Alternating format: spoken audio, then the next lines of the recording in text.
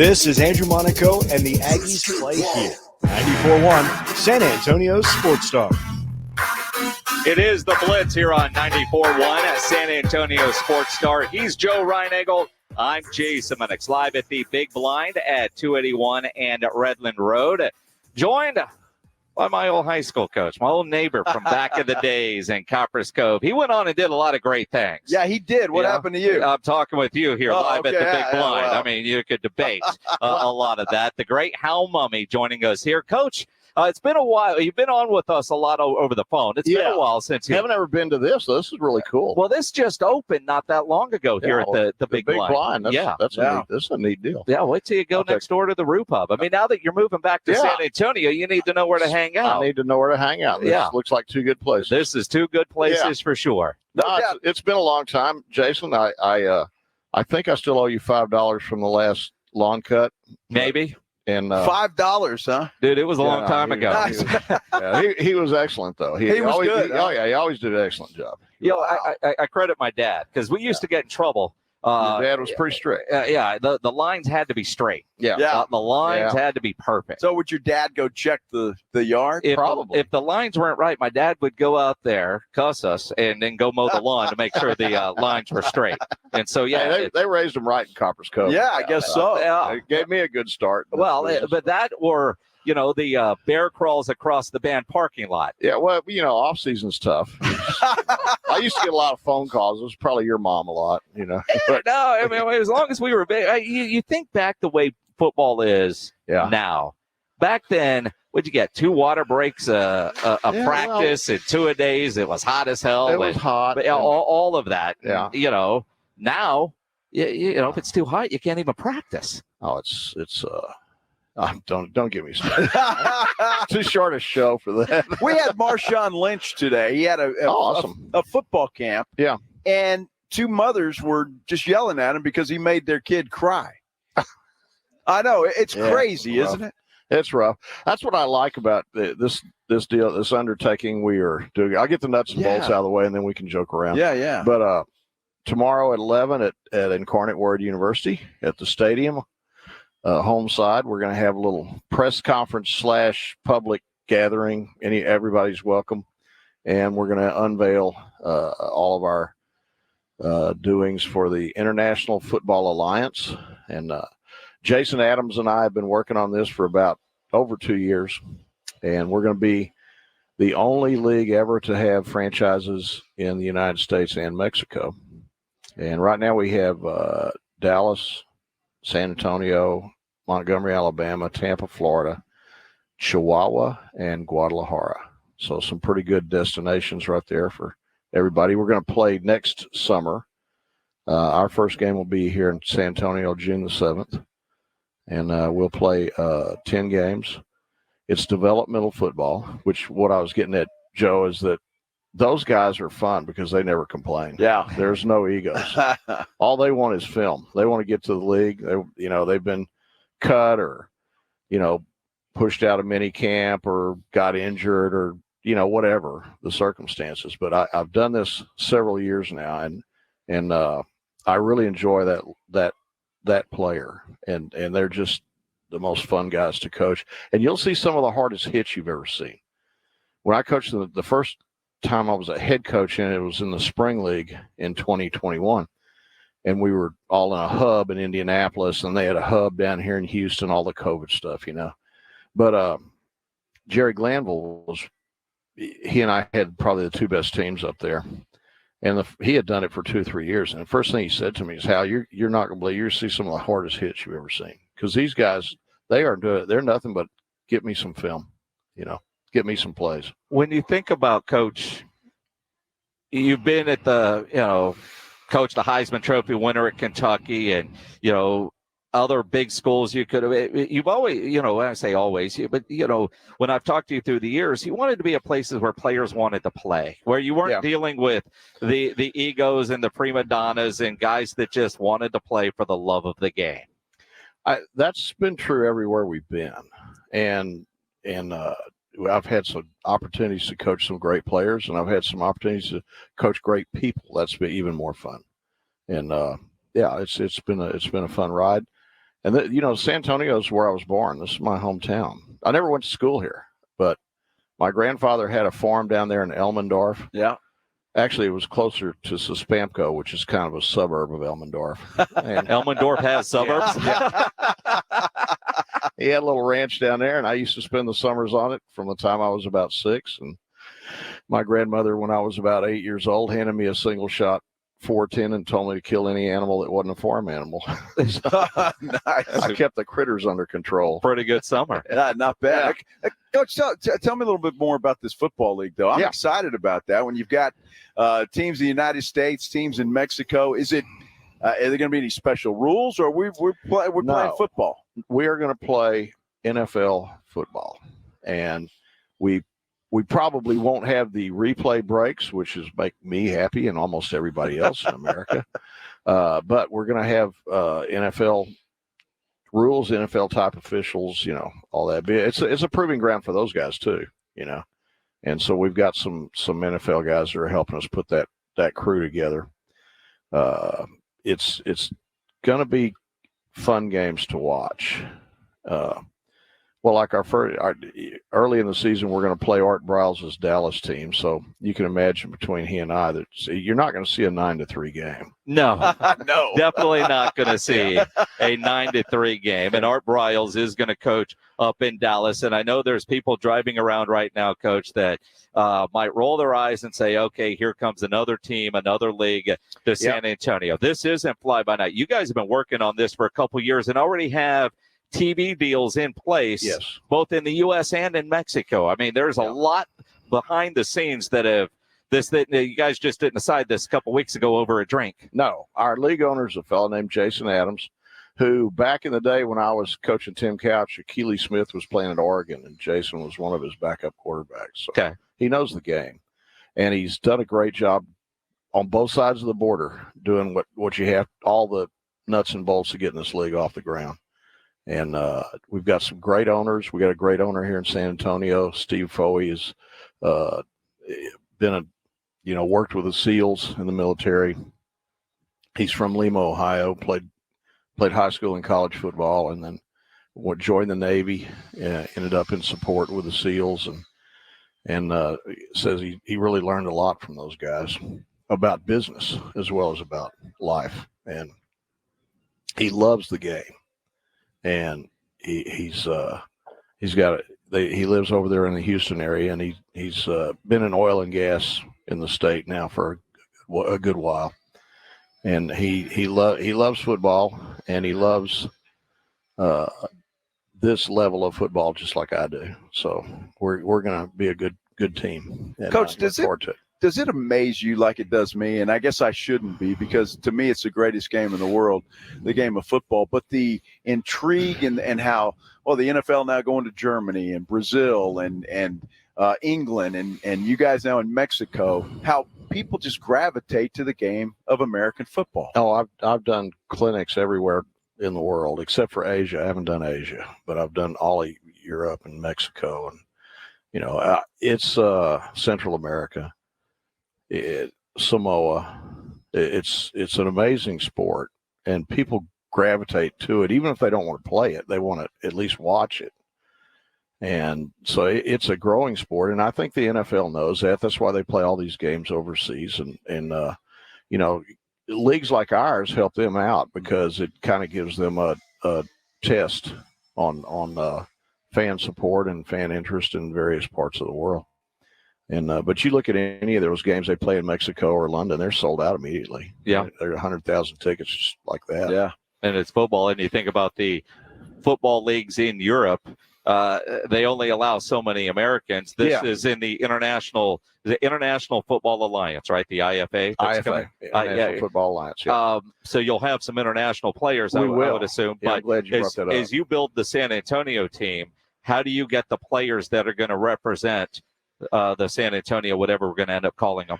Well, and we're going to have we'll announce this tomorrow, but a little pre-announcement. We're going to let the fans pick it. We're going to put several possibilities out there and have a fan vote for our mascot. Hell, it's on your shirt, Coach. Air Raiders. Maybe we should nominate. Well, that. I mean, it could be, and it would make sense. Yeah, that I'll tell you a funny story later about how that came to be, because we weren't air raid when I was coaching you at Copper No. Skull. We were running the offense, but we just said offense go on the field, and they did.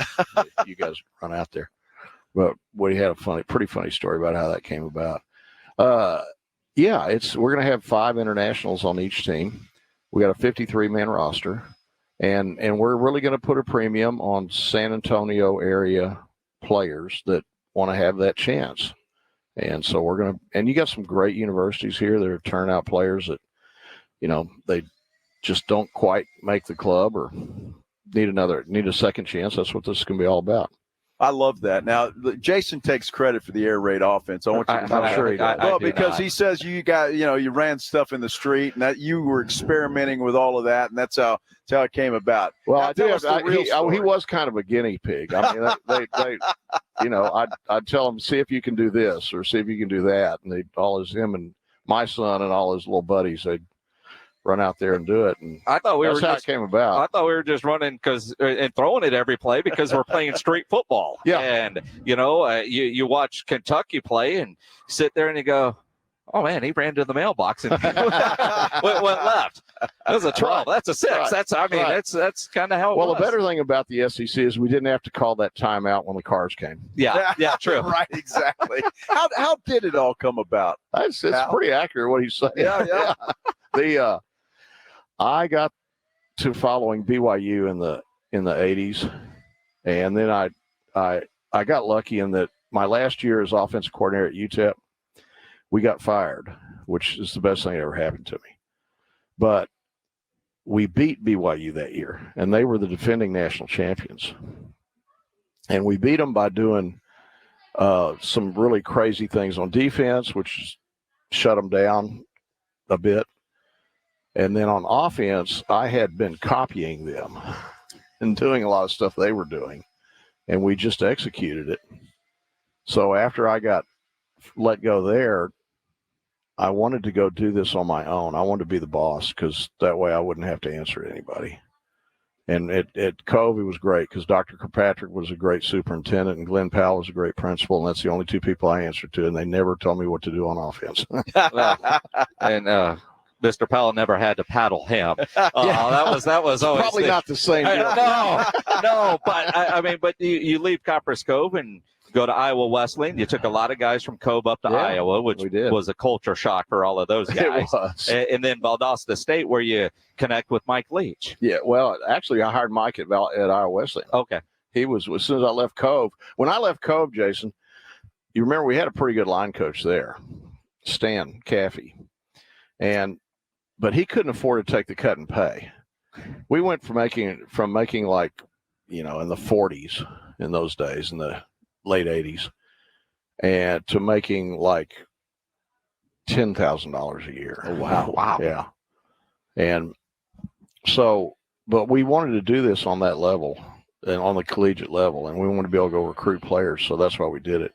But when it came to offensive line coaches, I didn't have one. I took Mike Major with me to be the defensive coordinator, but I couldn't find anybody to be the line coach because in 1989, if you told any self-respecting offensive line coach that we're going to throw it 50 times a game, I want you to have really big splits, and I want you to play out of a 2-point stance and back off the ball all the time, before you finish that sentence, they would get up and walk out of the room.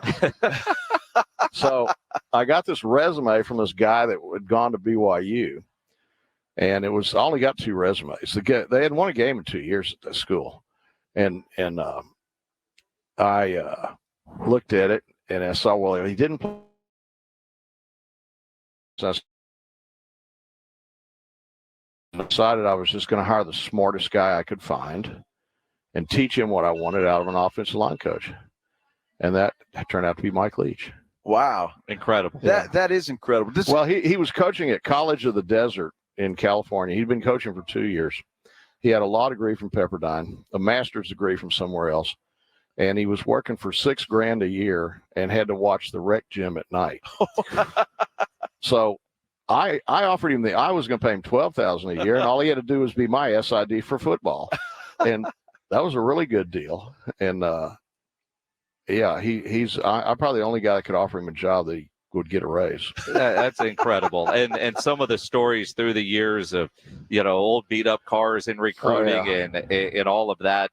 Then you get to Kentucky and literally back the Brinks truck up, man. You think about where you were to getting that job was an incredible rise. Well, it was. I was really, God bless me a lot. Our whole staff, not just me, but everybody. And, we went from being at Copperas Cove High School in 1986 to getting a job in the SEC in December of 1996. So it was a 10-year rise, and it was an incredible rise. And we changed the game. As Mike used to like to say all the time, we changed the game. And now we like doing it at this level because the slowest group to respond to what we did was pro football. And they were pretty convinced I was totally crazy, and Mike was a bad seed. So, but now you look at the NFL today. Oh yeah, all the ones that are winning are doing it. Yeah, you can see our stuff and all of it. Every time you watch it, the ones that are winning, moving the balls. Now the ones that don't move the ball are still playing. 3 downs and punt. All right. Hal Mumme joining us here on the Blitz. Air raid. That you said there was a story behind that. Well, Leach's other job was to be SID for football. Our first year there at Iowa Wesleyan. The goal in Iowa is to be in the Des Moines Register. If you're not in the Des Moines Register, you don't exist. Yeah. But Iowa Wesleyan hadn't been in the Des Moines Register since they opened the school. Wow. In the 1800s. So Leach is hammering these guys. His job was basically to write up the article after the game. Dustin Dewall threw for 500 yards and was 33 of 48, whatever. Yeah. And turn it in. He'd fax it to the Des Moines Register, and they never wrote it. They never wrote it. So we go about half the first season, and Mike comes to my office and he goes, "We need a name for our offense." I said, "Why? We just say offense and they run on the field." And he goes, "No, not for that. My articles." I said, "So what do you have in mind?" He goes, "Well, Steve Spurrier's got this thing he calls air ball at Duke."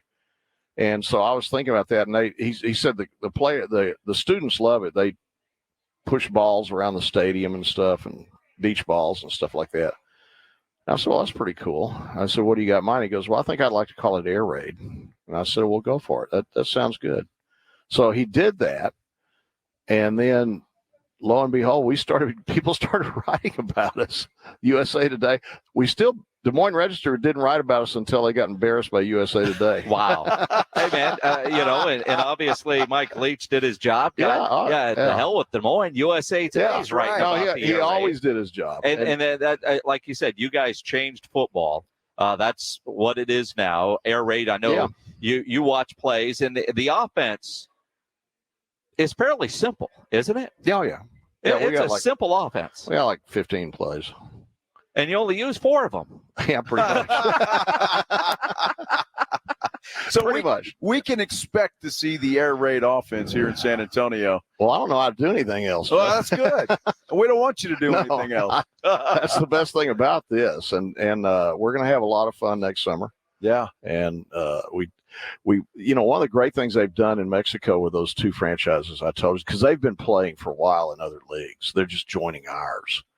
But they have a fiesta before every game, bands, just like 2 hours before the game. So we want to try to recreate that here, and then we'll play night games because apparently it's hot in San Antonio. A little bit, it is, a little bit. Yeah, it can be. But if you're playing your home games at Benson Stadium, they at least sell beer there. Oh yeah, which is certainly a plus.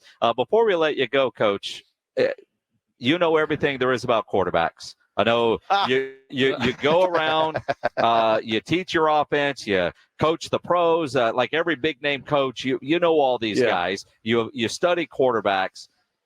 We talk a lot on this show about Dak Prescott. Imagine that in Texas. Imagine that. Well, I mean, every show. I mean, it's the Cowboys. Yeah. Your thoughts on Dak Prescott? Well, first of all, I spent a lot of time in Mississippi, and particularly when Mike was at State. Yeah. And, everybody in Mississippi loves Dak, and you can't get anybody to say anything bad about Dak Prescott because there's nothing bad to say. He's such a good person, But now I suppose you're asking me about performance. Yeah, he's a Yes, great yes. guy. Yeah. Can he lead the Cowboys to a Super Bowl? Well, that's what's. It's kind of like back when you were a young kid, and they kept saying that about John Elway. And then finally at the end of his career, he gets 2 of them, right? Yeah. So I think that's where Dak's at right now, and he's got a big contract. He's got a huge name. You can't be the Dallas Cowboy quarterback without having a huge name. But I think that's the next step for him. Now, if you're asking me, does he have the ability? Yes. But I think all those guys at that level have the ability to make it happen when it really counts, down the stretch. And so that's where they've got to get better. And so far, Dak hasn't been able to do that when the lights are the brightest. Yeah, and it's not just Dak. I mean, Sure. If you look at sound a lot those like team Jason efforts over in here. some of those playoff games, they He's a weren't smart guy. Y'all stellar. must have been neighbors or something. I mean, Dak, his playoff record is what it is. You can't deny it, but it's not always on Dak. I mean, No, and if you look at Romo before him, he had the same problem. yeah. So you can't always just blame the quarterback. Say, all right, get rid of him, get another guy, and we'll win. It's more That's not fun, the way though, it works. Coach, to do that. Well, it is, but But when you're watching quarterbacks play, especially in your offense, and everybody seems to be running either your offense or a variation of your offense, it's receivers have to run precise routes. Timing has to be there. The blocking has to be there. When you watch a bad throw or a bad play and everybody's hammering the quarterback, are you sitting wherever you are watching that game saying, that guy is why that play didn't work? Yeah, sure. No, I mechanically, when I watch Dak, I mean, he doesn't really have a lot of flaws. I mean, he has great feet. He's got a great release. He sees the field. I mean, I'm a fan, but he's just got to take that next step when it really counts. And he's got to play better, but the guys around him, he needs to make them play better. How do you know when a guy has that, though? Like, I mean, you coach Tim Couch, who wins the Heisman Trophy. I mean, guys that have to have it between the ears as well. Yeah, well, I don't know the answer to that. Yeah. It's like my old boss, Sam Newton, used to say about how do you know about define class? He'd always say, well, I can't define it, but I can recognize it, And so that's kind of the way it is. And we had that with Dustin Dewall at Copper's Cove, and then again at Iowa Wesleyan. Dustin was a great quarterback, and he didn't necessarily physically look like the guy you wanted, but mentally and all the mechanics and all that he did, and then he made everybody around him better. So I can't really define it, but I can recognize it. So if Jerry Jones were to call you and say, Coach Mumme, $60 million a year for Dak Prescott, what do you think? Well, I don't know much about salary caps or anything. We don't really deal with salary caps too much in the leagues I've been coaching in. That's a great non-answer. Mm-hmm. Hal Mumme here on the Blitz, back in at San Antonio. He'll coach a San Antonio team yet to be named because the fans will do that. Starting next June. Yep. Press conference tomorrow, 11 a.m. at UIW Benson Stadium, open to the public. Anybody can come out and meet you in person and see what this is all about. Yeah, love to have you, and we'll keep working this. I'll be officially moving to San Antonio somewhere around the 1st of November. Perfect. And but I'll be doing a bunch of this kind of behind. I'm still kind of working with the league, getting it all together, but we'll start on the San Antonio whatevers. Yeah, the whatever. Air Raiders. Yeah, Air Raiders. Raiders for now. I think that's a good feeling right now, Jason. I think it's a great idea. Until there's a different name. Yeah. But you already have shirts made. We already have shirts. It works. You got a logo. Yeah. It's the brand. Yeah. Coach, great seeing you. Great seeing you Thank you, guys. Coach. Thanks so much for having me. Appreciate it. On the Blitz.